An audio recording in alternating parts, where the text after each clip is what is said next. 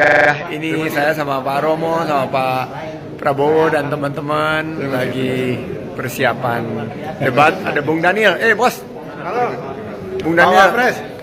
Coba ceritakan bagaimana dinamika dari persiapan debat ini. Nah, ini lagi diskusi, lagi seru-serunya. Pak Wapres enjoy banget. Pak Capres juga enjoy banget tuh, lihat tuh.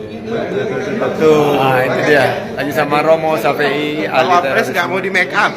Nggak mau di make up. Pokoknya performa tuh otentik aja ya katanya. Ya, kita sekitar 24 jam menuju debat dan kita harapkan prosesnya lancar dan tokoh-tokoh memberikan masukan, tokoh hukum, tokoh-tokoh HAM, juga dari Mas BW mana? Iya Mas BW.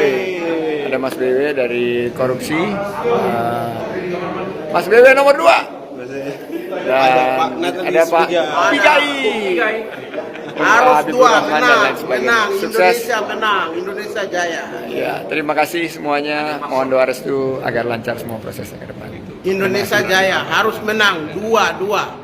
Sabang sampai Merauke, kaum Kristen, orang Papua, orang Islam, semuanya kita bersatu padu memenangkan Prabowo Sandi. Amin, sukses.